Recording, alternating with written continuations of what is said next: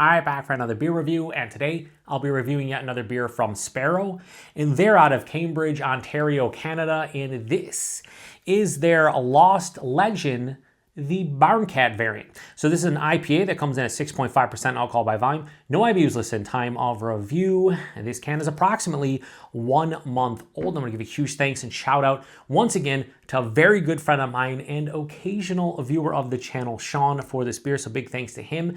Recently, Sean came down from Canada to Brewed and Bottled in Lewiston, New York, one of my favorite local bottle shops.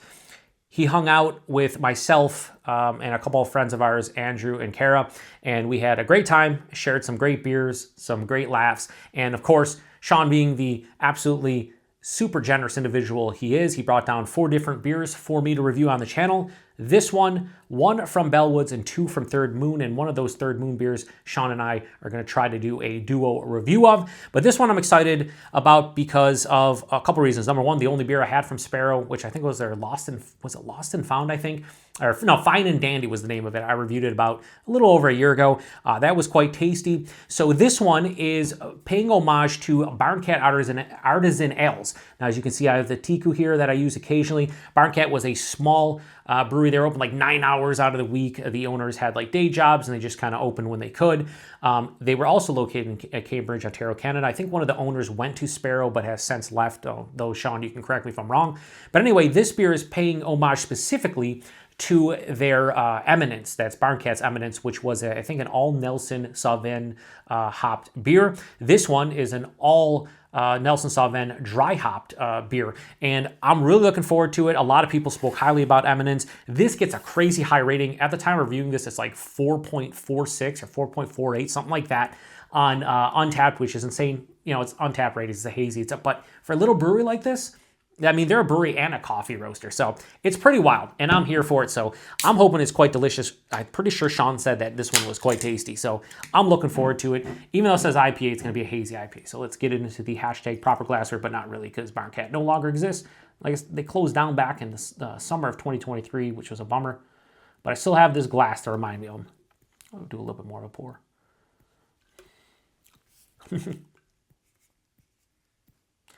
Yeah, I was laughing for a second there. Now, not so much.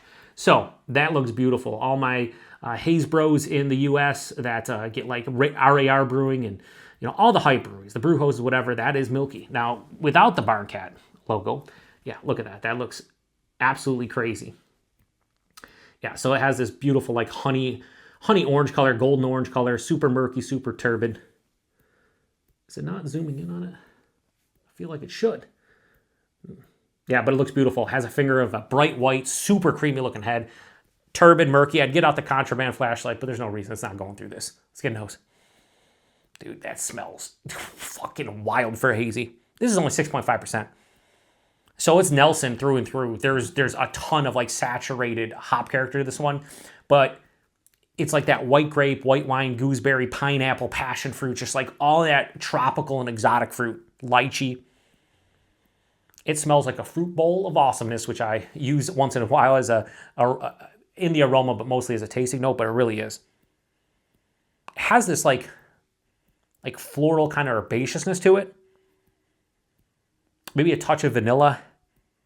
Definitely citrus, like orange, grapefruit. Dude. All right. I'm not going to say this, and don't take this lightly. This is one of the most aromatic and punchy and just intense noses I've had from a 6.5% IPA of any kind ever. This smells like it's fucking 8.5%, 9%, if not a triple. That's how intense this is. This is bonkers in the nose. Holy shit. All right. All right. Calm down, Joseph. Just a beer review. Just drinking a beer here. Just having a good time. Let's get into it. Cheers, everybody. Thanks again, Sean.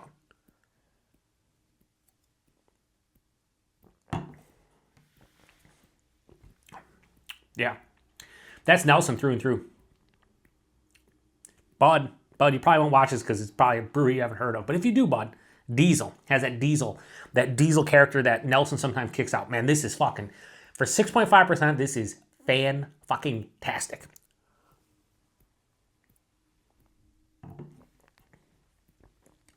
Dude, this is a joy to drink, and it's so dry. So dry. It's almost, I dare I say, bone dry. All right, let's just review the fucking beer. Like, I'm just like, oh, this is great, guys. Whatever. Let's review it.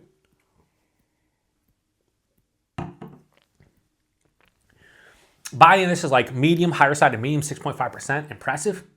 It has a little bit more viscosity than you anticipate for something like this. The mouthfeel is also superb. It has a nice, like, mild to moderate carbonation. But it's somehow extremely smooth on the second half of the palate, and it's really creamy. Body and mouthfeel are fan-fucking-tastic. The taste, calling a spade here and being honest, it doesn't match the nose. The nose was one of the best noses I've ever had from something at 6.5% that's a Hazy IPA. Like, it's fucking a 5 out of 5 nose.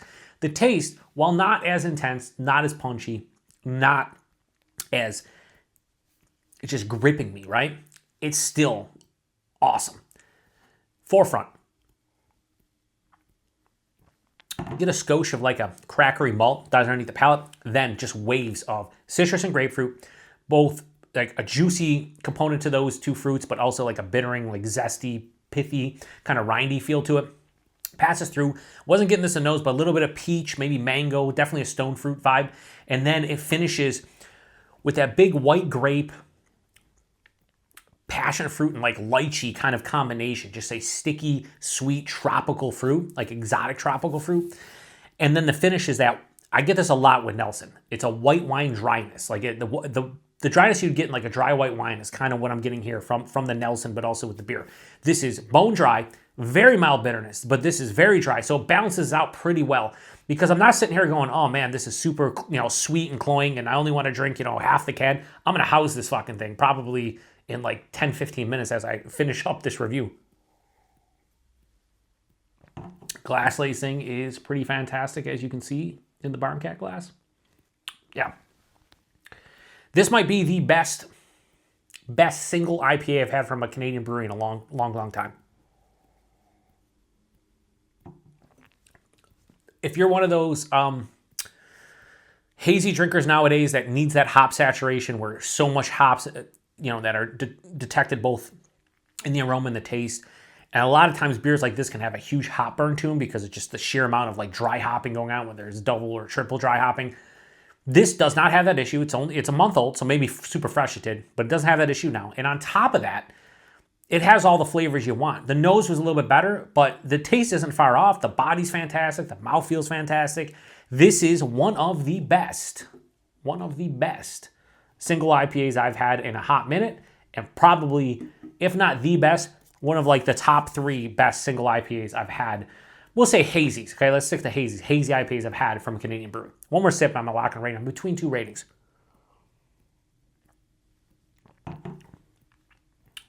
I got to go with the higher rating just because of the pack. Like, this is Sparrow. I'm just Sparrow, 2 beers from Sparrow. The Fine and Dandy is really good. I remember getting that like pina colada vibe. I definitely had coconut in it because I think they were using Sabro.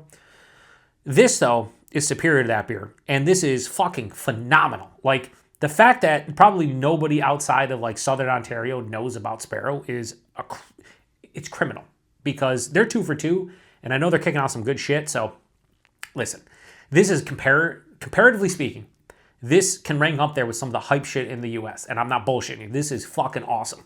So Lost Legend, the Barncat variant from Sparrow, I'm gonna give it a low 4.75 and go 4.65. Yeah, I just said 4.65 for a brewery you probably never heard of, especially if you're a US viewer watching this. You might not even watch this review. This is probably going to get low views on my channel, which, you guys don't. I'm all about just the interaction with that. But, a lot of people are going to see this and be like, who the fuck is Sparrow and why should I care about him? Well, if you ever go to Southern Ontario and you go up to around Toronto or maybe St. Catharines or Hamilton or Niagara Falls, they're not that far. And you could check them out. And I would highly recommend you do so. Price point availability. Here's the best part about this. $5 a can Canadian, which sounds pricey. If you do the conversion to American dollars, I think it's like $3.51 for that can. $13.99 USD for a 4-pack of that is bonkers.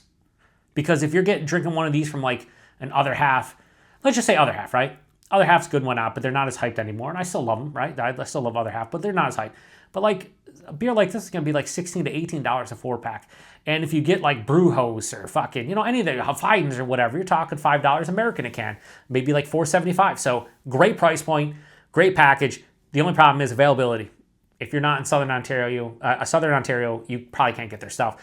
I do think, I always forget, Sean, I always forget, I'm bad with my memory, but there's a bottle shop in Hamilton Sean goes to that gets a lot of the hype stuff. And I think that's where he got this. If not, maybe he did go to the actual brewery. But regardless, you can get it in and around like Cambridge and probably Hamilton and Toronto and whatnot. But you're not going to see this in the U.S. unless you have a friend in Ontario that is nice enough to hook you up like Sean is. So if you've had this one before and you're a Canadian viewer, and I know I got quite a few Canadian viewers out there, let me know what you thought about this one. This is blowing my mind. Again, got to keep in mind, 6.5%. That is amazing for a single hazy IPA that's this fucking good. It deserves a 4.65 out of 5 all day. 6.5%, no warming in the chest, nothing on the palate, nothing, just deliciousness in a fucking glass.